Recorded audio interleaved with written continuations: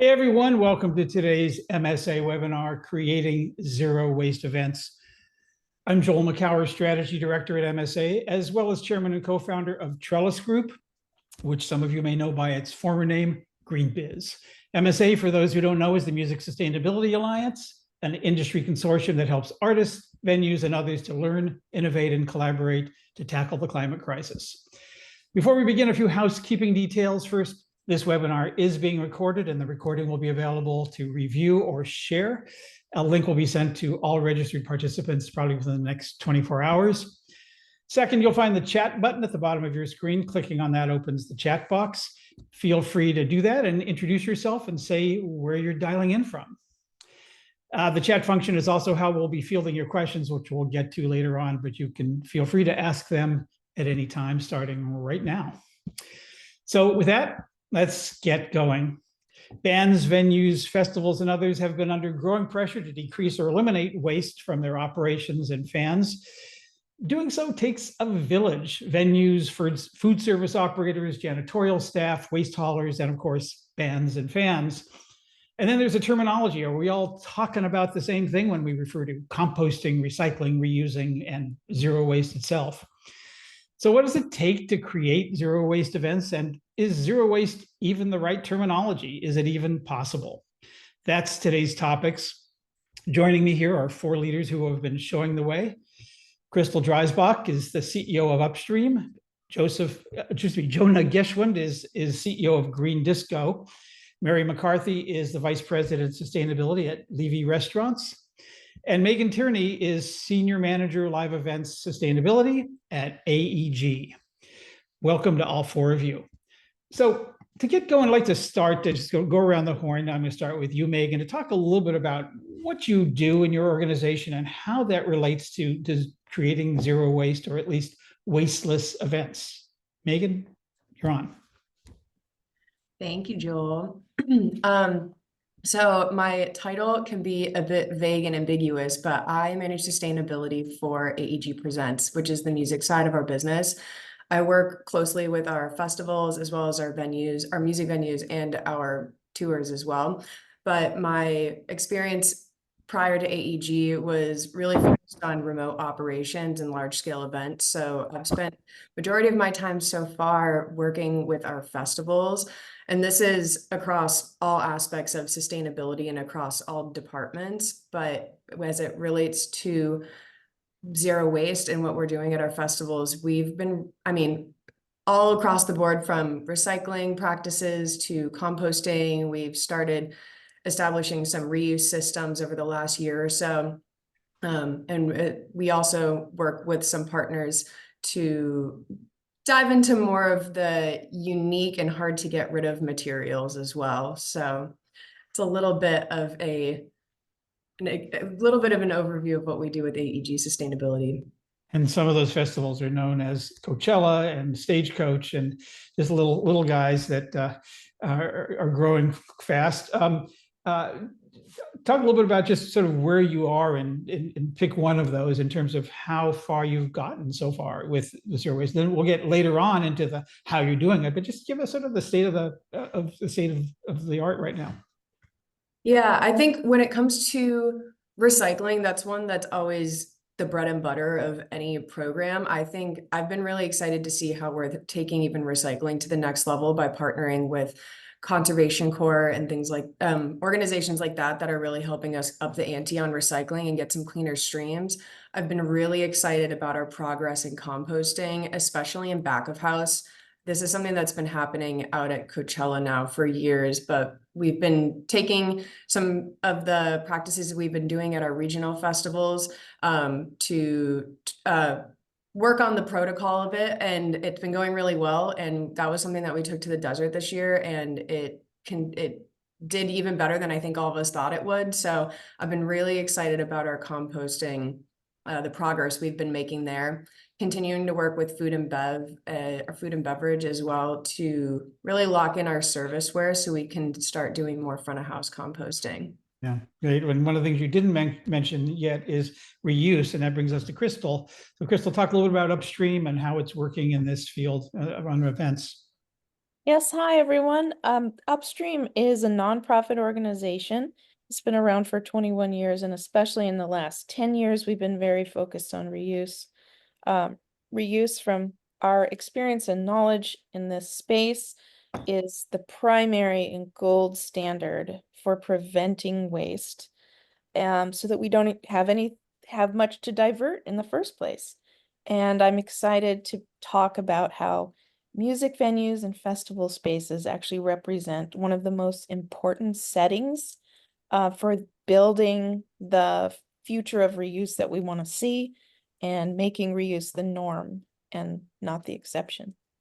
Talk a little bit about what does that mean? Why is it the most important type of venue? Why is Would that? love to. So, if we first think about normalizing reuse, we currently have a culture of waste, makes it very easy. Our systems that we've built, the processes that we have make it very easy to throw things away. So when we think about music venues and festivals, this is a way to reach a very broad slice of the demographic of our society. And that is one way to help normalize reuse, is to get reusables in the hands of lots of people, exposure. And another one is that, the volume that music venues and festivals uh, give us is it creates the economies of scale that makes the reuse financial numbers work. That same volume also gets us to environmental impacts faster. If you're washing thousands and thousands of something from a reuse powered event, you're going to quickly get to great impacts. And then the volume that also leads to catalyzing reuse infrastructure. So there's a big festival venue, you've got a reason for a reuse service provider to open wash facility and logistics. And finally, the closed loop, or even in some cases, festivals have a semi-closed loop systems, allow us to have high return rates, which any reuse system must have in order to be to exist in the first place. I know we're talking so far a lot about festivals, and we want to make sure that there's other kinds of events that we're looking at here, from one-off concerts and arena stadiums and clubs. That's right. And want to make sure that we get to that. But let's dance our way over to Green Disco. Sorry for that little segue. And Jonah, talk first of all, what is Green Disco, and talk a little bit about your world as it relates to waste diversion at events. You're on mute. Thank you for the introduction, Joel, and great transition. I'm excited to be on this panel with everyone now. My name is Jonah, and founder and CEO of Green Disco. I started Green Disco a little over 4.5 years ago. It was peak COVID and events were not happening, but I knew inevitably they were going to come back, and saw this opportunity, if anything, for them to come back stronger, and if anything, prioritizing the environment. As Crystal said, and it's already been mentioned, these events are so influential on our society, and incorporating sustainability in a way where people can experience it has always really been the focal point, and how Green Disco has really positioned ourselves. We really work as kind of an integrated or outsourced sustainability team. We're doing everything from the kind of high level data collection to actually understand the current impacts, from carbon footprint to the material footprint on site of how waste actually flows, to then the actual strategies to mitigate and reduce those negative impacts, and then the reporting. It's one thing to actually do all this stuff on the back end, to actually translate it in a way where fans can understand it, and if anything, get excited by it, is a whole nother thing. And so that's at least kind of what we've done. For 4.5 years later, we've expanded a little bit. So we started in festivals, but we're also working with some conferences as well. We work with brand activations, a few venues as well. And waste specifically is such a big component of these events. So very excited to talk a little bit more about how we can minimize the overall amount of waste and reduce from landfill. So you're a service provider to these events and companies and such on, and I'm guessing that they don't necessarily ask for a zero waste event. What do they ask for, and what is the language that they talk about that, and how do you get them to thinking, perhaps even bigger than they had anticipated? Well, even more so, before starting Green Disco, I started on the promoter side of things. And so the one thing I feel like I'm hopefully able to do is talk their language a little bit more than the average just sustainability person. What it really comes down to is, are you going to help them sell more tickets? Are you going to help improve the fan experience? And if you can really articulate one of those two, or really pull on one of those two levers, that's where you can really drive the most success. And so we really focus on the fan experience one, and then we can also talk about the financial success that a lot of these programs have as well. So even Crystal started to mention it too, but reusable programs, if cups are integrated effectively, can actually be a revenue driver and an enhancer. And so when you can really pair up and parlay kind of the financial driver as well as the fan experience, that's when you can really create this sense of urgency, where we found at least most of these event organizers then just want to do it rather than kind of asking for it. Because exactly as you said, it's rare an event is asking to go zero waste. We've been lucky to find a few out there and partners who are very like-minded and aligned, but few and far between for sure. Yeah, that brings us to Mary and Levy Restaurants. Talk a little about, I'm sure most folks don't know Levy Restaurants and how you fit into this. It's I think you're probably the one of the better kept secrets in the world of events and stadiums and arenas in terms of how you operate. And then of course the whole sustainability piece is pretty interesting. Yeah, absolutely. Well, thanks so much for having us, Joel and MSA. Really excited for this conversation. Levy is a food and beverage hospitality company. So we provide the food and beverage that you're getting at event spaces and venues around the country. We operate about 300 nationally. And so in the context of working towards zero waste, implementing reuse programs, all of these solutions we've already started to talk about, Levy is usually kind of like the fulcrum point of implementation.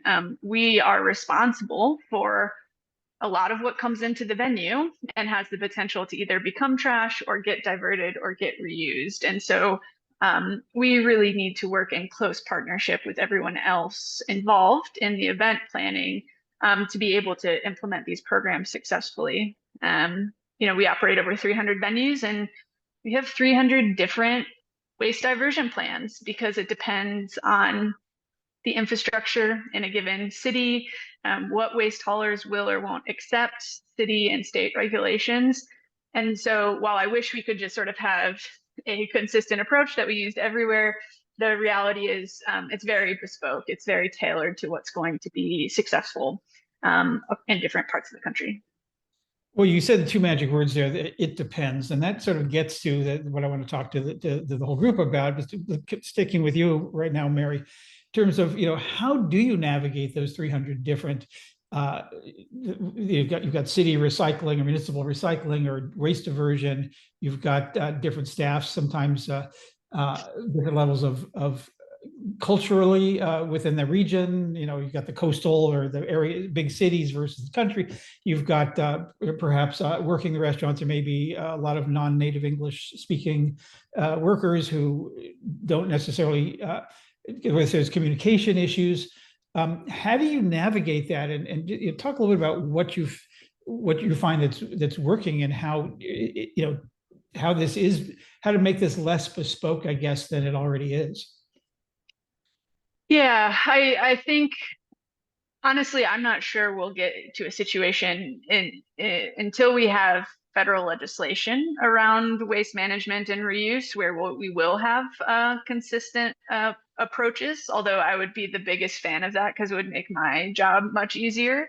But what I do think we can do, to your point, is at the location level, once we have that waste diversion or reuse plan in place, there's two things that I think make it easier for our teams. And I'm sure my other panelists agree with this. I very much view my job as making sustainability as easy as possible for our team members because it's something they're having to do during or at the end of a very long, usually busy and stressful day. And so for my role or our role, I think, is really to just make it as easy as possible. How do we get clear and consistent communication? And I think also alongside that, how do we make sure that everyone understands their role in making these systems successful? Nothing cuts successful waste diversion efforts off at the knees. And I hear it from our team members, right? They'll have sorted something back of house and then they see it get taken away by the janitorial team and it goes in a dumpster that's different than the bag that it was in, right? And that so quickly just demotivates and kind of erodes trust. And so Where we see success is where everyone is pulling in the same direction, right? Everyone's bought into the process. And even if it's complicated at a national level, at the local level, it's as simple as possible.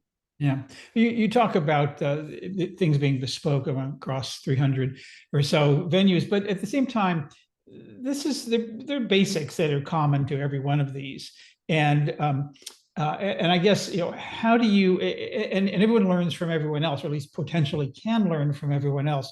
Are you creating that sort of network effect of helping people understand what's working and sharing best practices and successes and how you overcome barriers and things like that? Yeah, absolutely. And I think one of the things that I feel excited about is, we have a small but growing number of locations that have hit that kind of magic 90% plus diversion rate. And the same thing on reuse, where we've seen reuse scale within a venue, replicate within a city, and now kind of replicate across different cities. And the reason that's happening is because there was a first mover who did the hard work of figuring it out for the first time, but then we were able to learn from our mistakes, and it's gotten easier and easier each time. So there definitely is a benefit to some of that best practice sharing. And then once we have that figured out in a particular model, we can replicate that model. I think about it, because it has to be so bespoke, I think about it being really about replication as opposed to scale. Yeah, Mary, how about you in your festivals and events? Do you go and you have a checklist? Do you have a template? What do you go in with, and how do you to make this as simple as possible, or as seamless as possible at each new location? For you, that was for you, Megan. And you're on mute. Sorry, can you repeat the question? I'm sorry. Did I say Mary? I think I meant Megan.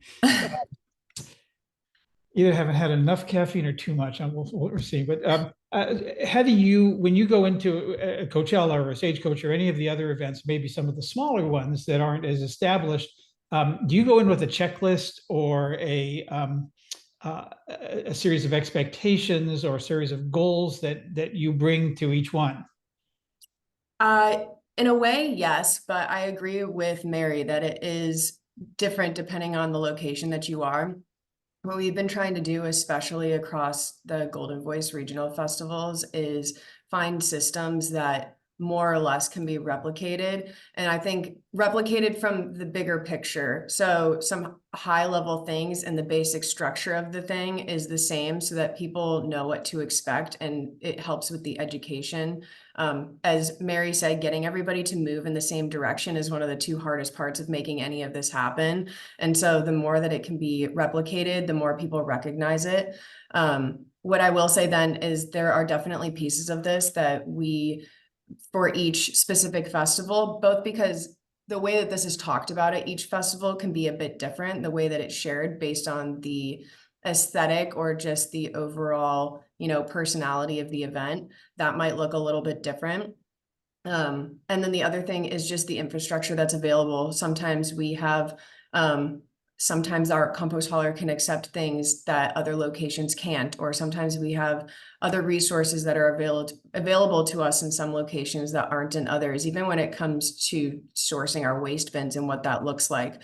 And so when we go in to approach it, to more directly answer your question, I don't think there's a checklist. I think there's a system that we try to lay over the top of the festival, and then we start diving into the details of what needs to be nuanced for that specific event and location.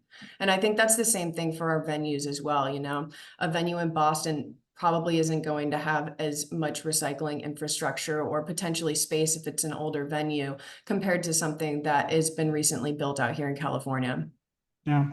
So, Megan, what drives this in the first place? Is this corporate ethic? Is this fans? Is the expectation of the bands, the talent? What's driving your doing this, and what, if anything, is pushing you to go further, faster? I think it's all of the above. I think within AEG, you do see across our business that the people who work here have a strong interest in this. Otherwise, I don't think that we'd be doing as much as we are. I think from the bottom to the top of the company, there's an interest in this. And so that really is a huge driving force. the reason that we're interested in it, besides wanting to just do better and not necessarily do it the easy way, but do it the right way, is because artists and because fans are asking for it. And so we also do see, you know, an event like Cali Vibes, where we really kind of went all in a couple years ago at the ask of Jack Johnson, and that's kind of catapulted a lot of what's happening in Golden Voice. But it was also primed with his ask that they were ready to do it, and the fans were ready to receive it. So I think it's all of the above. Yeah. So I want to come back to Crystal and reuse. I guess the first question really is, reuse what? Well, reuse really encompasses everything we want to see in packaging, period. Everything from food, service, to beverage, to consumer packaged goods. But when we're talking about music venues, like arenas and stadiums and theaters, or music festivals, we're really talking about food service and beverage ware. A lot of venues will start with cups.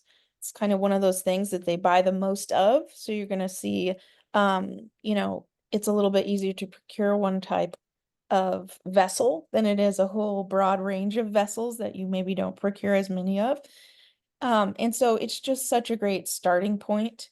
And some of the things I think that we think about at Upstream, you know, our mission is to get reuse to reach a tipping point so that everybody's doing it, and then we work ourselves out of a job. And of course, we're doing that through policy. I think that's a really important key.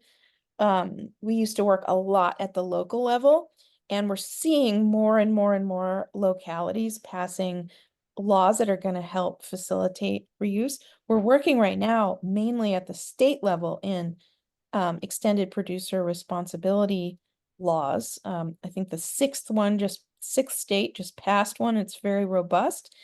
And what that helps us do is level, and this is really affects music venues and music corporations, is it is going to help us, if we write it correctly and we implement it correctly, it will level the cost playing field between reusable and disposable.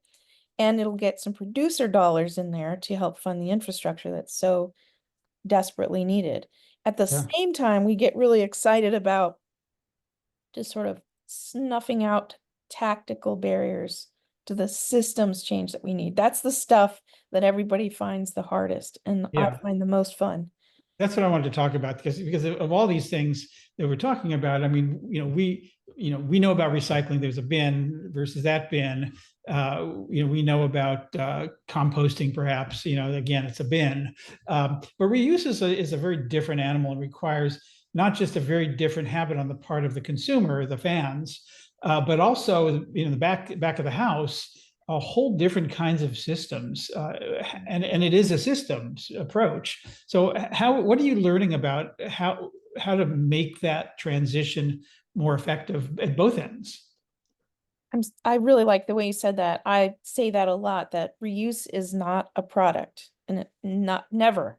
Reuse is a system. You can choose the product later, but we got to get the system right. And it's not a simple swap out of the type of dishes or cup that you're using. It is truly, if you're choosing reusable, now it's an entirely different supply chain. So that's the hardest part. It's easy to call your procurement officer and just say, hey, we're going compostable right now instead. Right. And they'll go, oh, great. And they'll just make a different order. So how do you do it? Whole different beast. Yeah. So one of the best ways is to, commit in advance market commitment or forward service contract to say, we as a company want to go reusable. And we're very lucky right now. There are over 30 plus reuse service providers, meaning wash facilities across the US and Canada. This is a burgeoning new industry, and they need those market commitments to grow, because reuse represents a funding conundrum. You can't get the capacity to wash for a giant venue unless the venue commits, and then you can grow. So what we need is those commitments.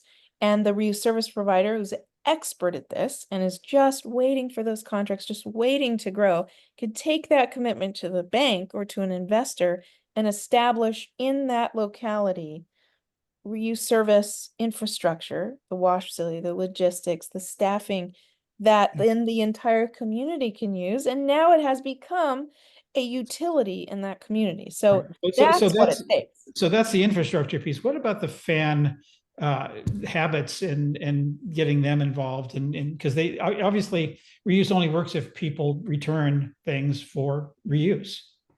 That's it. Yeah, there are 9 known factors to maximize material recovery in an open loop or semi-loop or closed loop system. Of course, it's going to be different on your venue, but there are known ways in which to do that to get return rates high.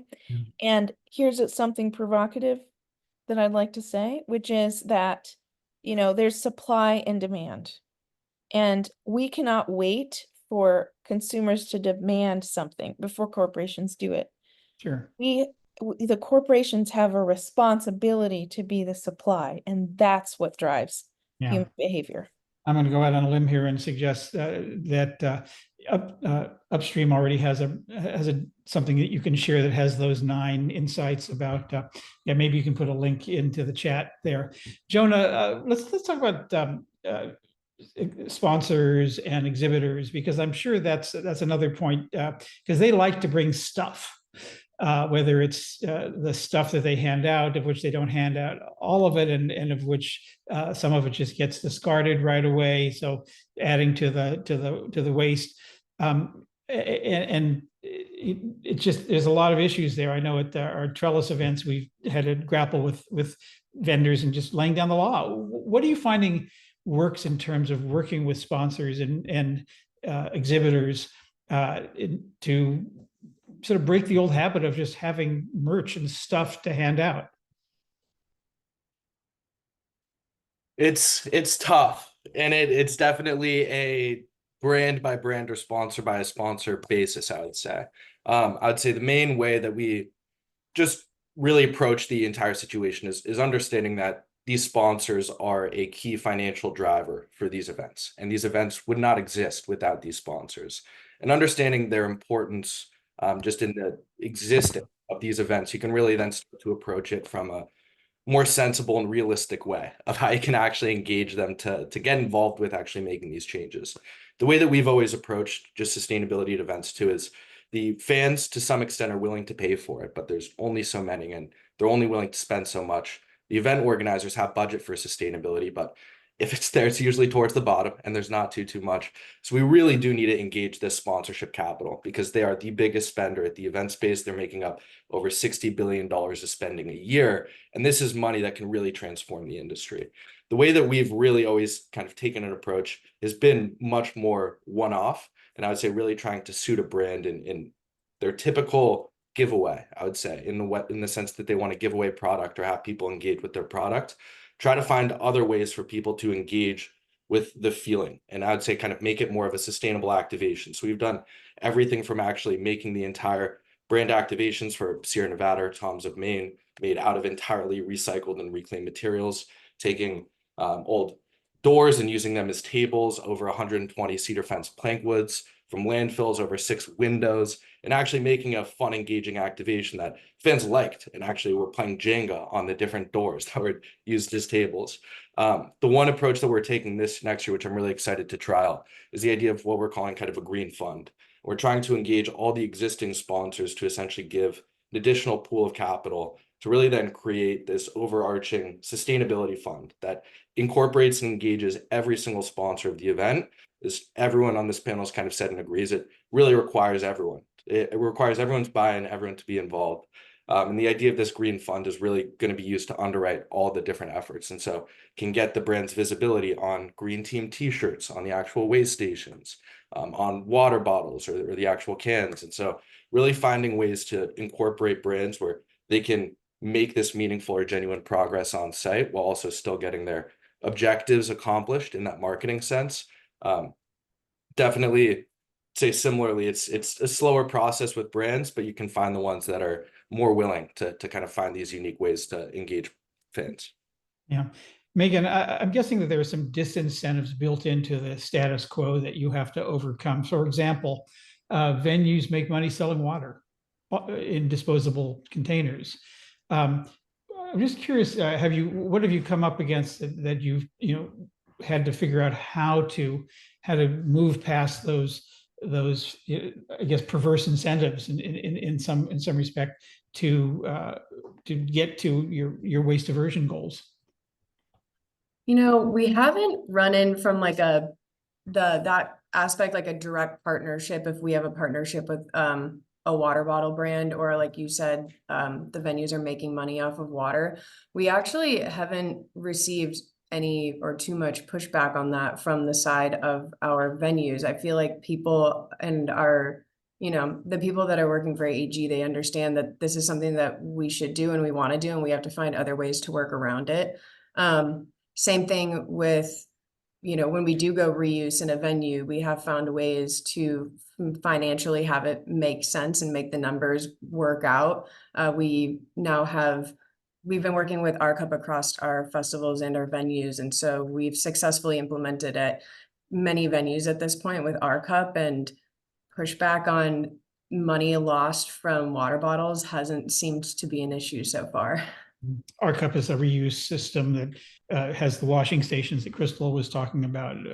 Just for those who don't yet know our cup, I'm wondering, I'm going to ask any of you to sort of raise your hand on this, to tell a story about something that you tried as it relates to waste diversion, zero waste, that didn't work, that you then had to pivot or work harder on, or maybe give up. I know people don't like to tell their failure stories, but we learn a lot from those. And I'm wondering if any of you will be brave enough to share something like that. Megan, you're nodding your head. Mary's still thinking about it, but Megan. I'm trying to pick one. There's too many. because there's a lot. Is that the point? Yeah, and that's not to say that we're not having huge successes, but Joel, I think in the prep call, I mentioned that I think that understandably, people are cautious about speaking about their failures. And I think it's because a lot can be taken out of context very quickly, especially in the age that media and press and social media is in right now. But at the same time, it can hinder us to not talk about these things. And so because if you're not failing, you're not taking big enough swings, I'm sorry. But at the same time, you learn more about where you went wrong to do better next time. Even when it does, I'll give two quick examples, but when we've at times, and this is not just within AEG, this is in my previous work as well, that we've tried to do front of house composting, for example, and for whatever reason, the plan to have all the serviceware correct was in place, and in theory, everything should have been great, but it wasn't. And so our on-site teams were able to pivot, and we, instead of doing a full force compost collection up front, we were strategically placing compost bins in target areas that we knew the serviceware was good, and so it was going to be less likely to get contaminated. So and then we made corrections and are going to do better next time. I think same thing on reuse. There's been a couple shows that we didn't hit the numbers that we wanted to see because we weren't collecting all of the cups. And that wasn't to say that the whole effort was a failure. It was actually a really good success, but we didn't quite get the harvest rates that we wanted to. But we were able to work through both and with our festival teams being very gracious to, work through this with us, but also the Our World team just really putting our heads together and figuring out what it is that we needed to do differently. So we ended up changing our egress protocol. We ended up switching our post-set protocol and continuing to work on things like that as we go to continue to get better. Yeah. Others want to share something? Mary, you look like you're ready. Yeah, I can add a couple. On the reuse side of things, one of the ones that we ran into in a particular location was we designed the cup to look too nice. So we knew enough to know not to put the team name on it, right? So we put kind of like a generic hospitality brand on it, but it was still specific to the city. And so this particular location did waste sorting on the back end. So they knew exactly how many cups were going to landfill because they were picking them out on the way to make sure that they got washed and recovered. But they had about, I think the number was somewhere around like 17% that people were walking out with, right? They were treating them as souvenir cups and walking out. And that made it a quite financially difficult program. And so we now know there's a needle you have to thread on reusable design. It has to be nice enough that it's an enjoyable guest experience, but not so nice that folks treat it like a souvenir cup and walk away with it. So that's one on the reuse. Another one on reuse, kind of to Crystal's point about it being a system, was we really had to figure out how to make sure the vessels moved through the venue once they got replaced. Single-use cups come in sleeves, and it makes it really easy for our teams to restock the spaces in a concession stand or something like that. At first, in one of our programs, reusable cups weren't coming that way. So our teams were kind of stuck with just like these big crates, and it was much more difficult for them to figure it out. So this happened to be with Bold Reuse, another reuse service provider like our cup. They worked on getting them in paper sleeves. And so now the cups come in paper sleeves, and functionally they're the same thing for our teams. So those types of things that I think we've had to work through on some of the reuse. On the compostable side of things, one of our biggest challenges is a tension between, again, that kind of guest experience, wanting the packaging to look really good. So customizing it so it's got bright colors, feels appealing and attractive, says what's in the vessel. And the compostable market for customized packaging is quite small. So a lot of times our teams will pick an item that they think is compostable because it looks nice.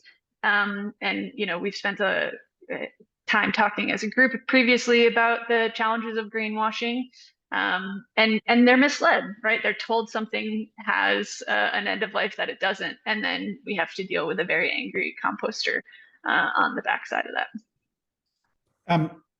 Well, look, that sort of brings up reporting, and I want to, Joan, I know this is an area that you've spent some time looking at. How do you create reporting to whatever stakeholders are interested, whether it's the venue or the fans or the city?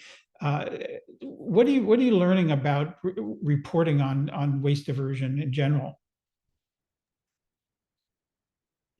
It's a very interesting question. I would say within waste reporting, and I'd just say reporting in general when it comes to sustainability, there are a lot of these buzzwords, whether it is zero waste, carbon neutrality, whatever it is, there's all these different words, and people from the outside even just see these as the end all be all, or as the end all goal. When in reality, at least really the way that we always caution and advise all of our clients is report everything exactly as it was. And if you do that, people are going to see the efforts, everything that you did on site, all the intention behind it, the money investment, the time investment, the capital investment in terms of people. And that's something that is compelling. That's something that usually resonates. It's the idea of authenticity.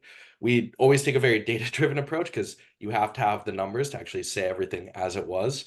But if you're able to do that and have the numbers to back it up, we're really always telling our partners to always just report everything exactly as it was. How much total waste was there? How much was at the landfill? How much went to the compost facility? How much went to the recycling facility? Something very small, but that we've done in a few different cases, photo verification. It's one thing to say that, hey, like this waste went to the compost facility, but do we actually know? Do we have photo evidence to verify that this did? And those small actions, those small efforts really paint a whole narrative and broader picture that show that you really care. So that's really the way that we always try to report, is doing everything exactly as it was and having the data to back it up as well. So is there a standard or a template or anything that's common among events and venues in how you report this stuff, or is it just all sort of roll up to a number, 90+%, or waste diversion or whatever it happens to be? I would say the number that people most look to in terms of the success of a program is the diversion rate, right? An event is considered zero waste if it's over a 90% waste diversion. As Crystal kind of mentioned in the beginning, the overall objective whenever we're working with a partner is, one, let's reduce the overall amount of waste.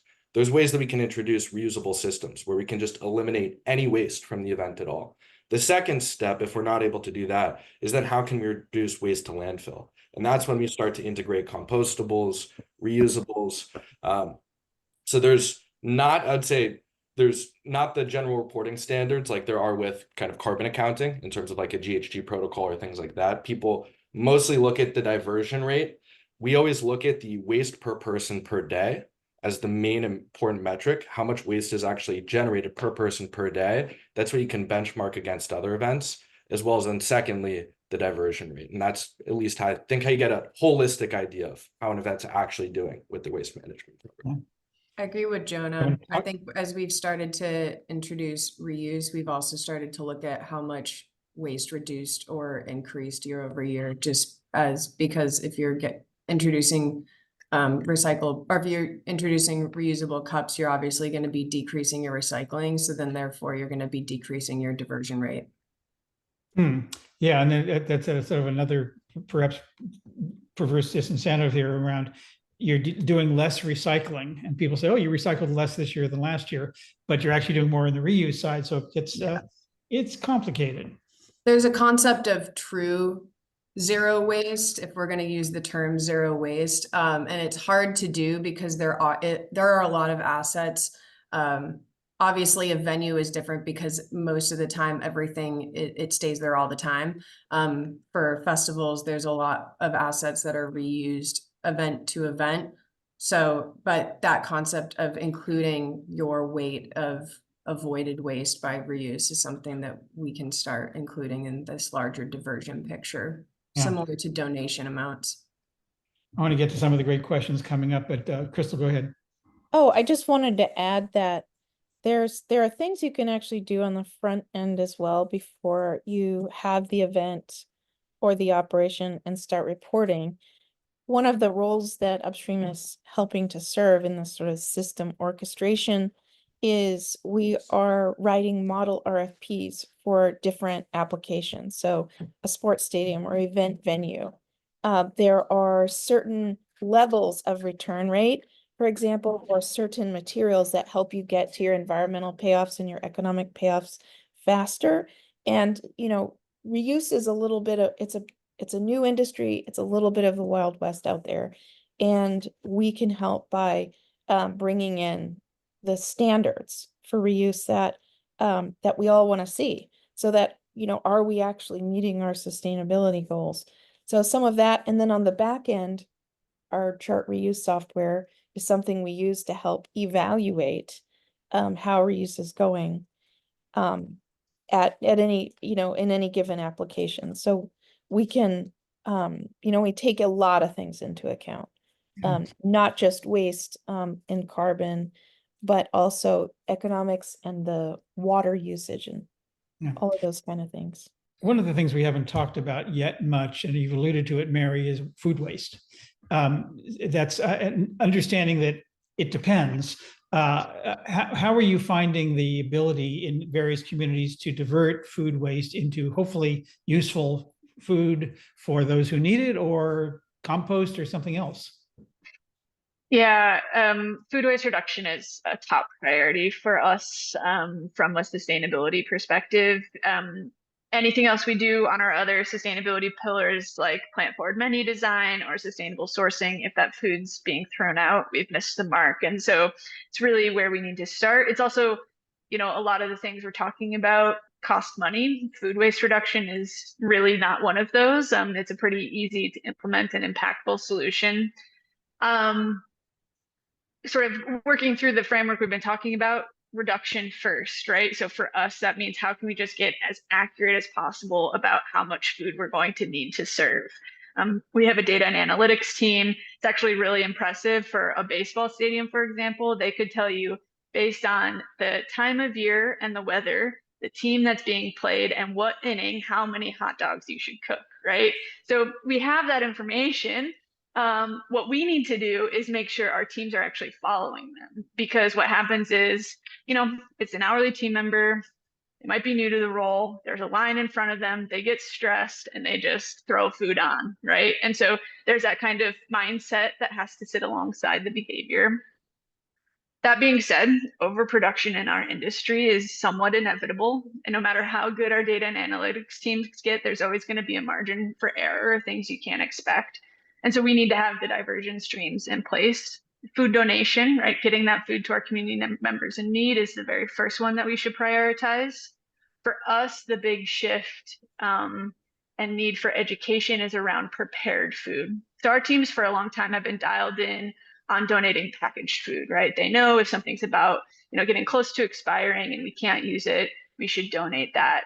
But getting into the habit of, at the end of each event, capturing the food that has met the food safety criteria and can be safely donated, and getting that prepared food out to our community members is the game changer on food donations.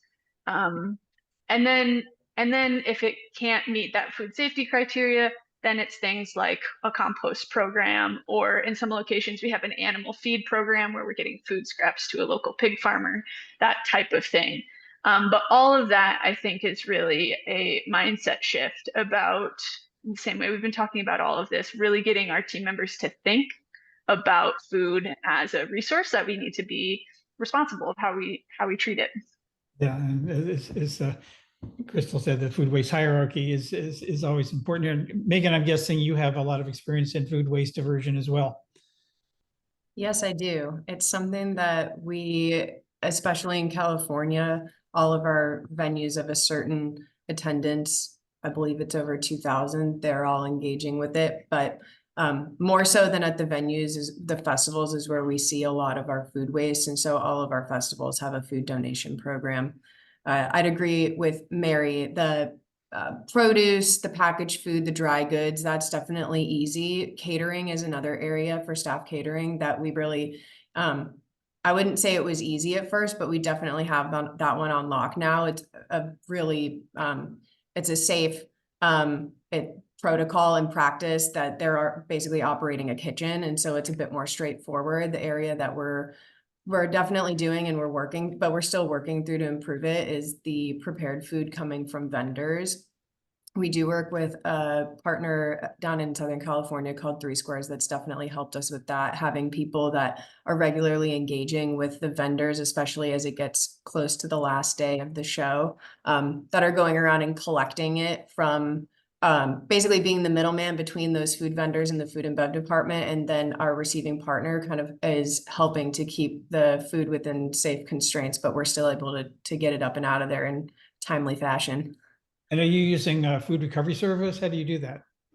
It depends on the festival. Up at Portola, we work directly with an organization called Replate. When we have a bit more on-site support from a company called 3 Squares, a lot of times we're working with a local service as well, or somebody through Feeding America that they will utilize their networks to kind of, and a lot of times it does take working with something like Feeding America because they have a huge network. I guess the amount of food that's coming out of some of our festivals is a lot to receive at one time. And I think the same thing for our larger venues across the US. It's just a lot of food at one time for any smaller organization to take. And so utilizing more of an aggregate like Feeding America, they're able to then distribute it out to all of their partners. We do the same thing at Coachella. I mean, Coachella and Stagecoach, the amount of donated food, even if we got it, I like Mary saying, even if we really got it right and we sold a lot of food and there's not a lot left, it's still a lot when you're coming out of a show that size. And so we work with the Coachella Valley Rescue Mission, and they then have a network as well. If we give them more than they can take in themselves. And quickly, is there a cost to you all for doing that, or who pays? It depends on the show. When we're working, the more local and direct we can get to working with somebody like Coachella Valley Rescue Mission, or if we're working with Feeding America, there's usually no cost. We're obviously paying for the cost of the partner we have on site to help us get in touch with that organization. So in those instances, it doesn't. Sometimes if we're working with a nonprofit like Replate, then it does cost a little bit. Let's stick with the cost piece overall, and I'll throw this up for anyone who wants to grab it. What are you learning about the costs and savings, cost expenditures and cost savings, and how much of as it relates to waste diversion overall, And how much of this is a savings and how much of this is a cost still that you have to figure out how to save somewhere else in order to balance that budget? Anybody? I think Go ahead, Megan. I think, unfortunately, for some of these things, it definitely still comes at a cost. And that's because we're in this process of getting more infrastructure in place for reuse, having that become more common, or we're working through establishing practices. So and especially I think with the culture change as well, if our attendees all put things where they were supposed to be, then we wouldn't have to hire as much staff to fix it before it goes in the right dumpster. So I think that plays a part in this as well. So I think in the big picture of things, we probably do end up spending more and having to find ways to cover it, which we are successfully doing. There are definitely ways that you can reduce, we definitely save money at times as well. We make quite a bit of money back by recycling. Our Cat5 cable, for example, is e-waste. We definitely, by partnering with organizations like the Conservation Corps, we're able to reduce staffing and hauling fees and things like that. Depending on the location we're at, sometimes we get rebates back for cardboard, or it doesn't cost us quite as much to recycle as it does to put something in the landfill. But unfortunately, in some places, it also does cost us more to do it the right way, which is policies just that we're not in control of. Well, is there enough Cat5 cable? Cat5 cable is, I know it is internet cable, basically. Is there enough? Do you not reuse that, or does that get wasted at the end of every show or festival? It depends on the event, but sometimes it's not the most sturdy. So if it's something like Coachella, where it's been out in the heat of the spring for a month, it's probably not making a comeback. Any other thoughts on costs and benefits, Mary? I agree with Megan. I haven't seen it yet where it's a net cost savings, these zero waste efforts, but I think there's less of a premium attached to them, and it feels like it's trending in the right direction. So I think kudos to the early adopters and the early movers, because they're paying the highest premium to get it figured out. But as these solutions are becoming more common, and we're overcoming some of these barriers, we're finding it slowly becoming less more expensive, if you will. Yeah. Crystal? Yeah, I think speaking of seeing the trends in the right direction, I just want to really emphasize from a cost perspective that I hope music venues, music festivals will really think about building in eventually, when it makes sense, reuse. Because I think one of the things, cost burden items that large scale people drinking events are really not getting ROI from is they're falling prey to compostable cups. This is something that I think there's a lot of false perceptions in just lack of information that these cost an awful lot more, and we're just not seeing the environmental payoffs that we'd hoped, and that this may be something for fan or attendee perception that might be they see that it's made of corn, or they see that it's brown, and that makes them think that it's more environmentally friendly, when it's breaking down in a landfill and emitting giant amounts of methane gas. Or if it even is getting composted, if it is breaking down at all, at best it's nutrient neutral. It's not adding anything to the soil because it's so processed, and at its worst it's adding toxins to the soil. So I think that may seem like the next best option, but please do your research, and also please plan for reuse. It truly is the primary solution to waste reduction for our future. And just because it says it's compostable, that doesn't mean that it actually will compost, depending on how it's used and where it ends up. And there's a lot of issues around composting. So we're getting near time, and I want to ask one final question to each of you, which is If you were the queens and kings of waste diversion at events and could wave that magic wand, make one big change that would perhaps unlock a lot of opportunities for you and all the others in this field, what would you do? Jonah, I'm going to put you out on the spot. Please do. There's a lot of things I would like to do, but if I had to choose one, I honestly think legislation. I think when you see legislation happen in places like California, where mandatory for a 3-stream, you have to have landfill, recycling, and compost, you have to actually be hauling. There's incentives to do so and disincentives to not do so. That's when you just see inevitable change. Regardless of people want it or not, it just becomes the business decision to make. So I would like to see legislation that forces people to do this. Okay, Crystal, what's your magic wand? Oof.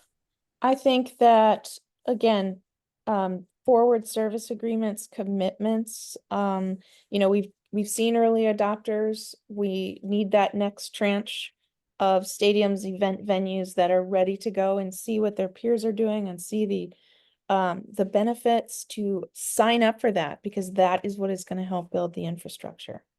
So you create the demand and the supply will follow. Mary, you mentioned legislation before, but do you have another one? Well, I think what I would add, or the nuance I would add to Jonah's suggestion around legislation is consistency, because what legislation is good at is raising the floor, right? And I think there's a risk, and we already see it, that as we're seeing this legislation, it's all pulling in slightly different directions.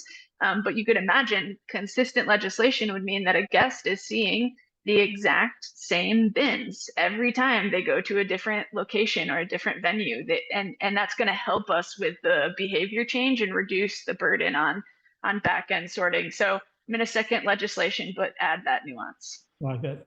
Megan. It's funny that Mary just said that, because it kind of connects to mine. I think the pretty thing I would say would have also been consistency or some version of it. But I was going to say, if I could wave my magic wand, I would want all attendees to put things 100% of the time in the right bin, because no matter what we do, it's a wild amount of effort that goes into getting things in the proper dumpster uncontaminated. So if everything went in the right bin from step one, woohoo. Yeah. So it sounds like education is important, and consistency of legislation and education, everything else. We have to eliminate as best we can the words "it depends" as we go through this journey. We're almost at time, but before I let you go, a few quick things. First of all, thanks to our panel, Mary McCarthy, Jonah Geschwind, Megan Tierney, and Crystal Driesbach. This is the second of a monthly webinar series. The next one coming up is on November 14th on the regulatory environment for live music. There you see it, laying down the law of music biz and environmental regulations. I hope you can tune in for that. Please save the date for the second annual Music Sustainability Summit coming up on February 3rd in Los Angeles. That's the day after the Grammys. More on that will coming up soon. You'll soon be getting a follow-up email that includes a link to the recording of today's webinar, along with a survey. It takes about 60 to maybe 90 seconds to fill that in. We really appreciate if you could do that, because we learn from that as we continue to develop this monthly series. So that's a wrap. On behalf of the Music Sustainability Alliance, I'm Joel McCower. Thanks so much for tuning in, to all of our panelists, and to the great questions from the audience. Until next time, have a great day.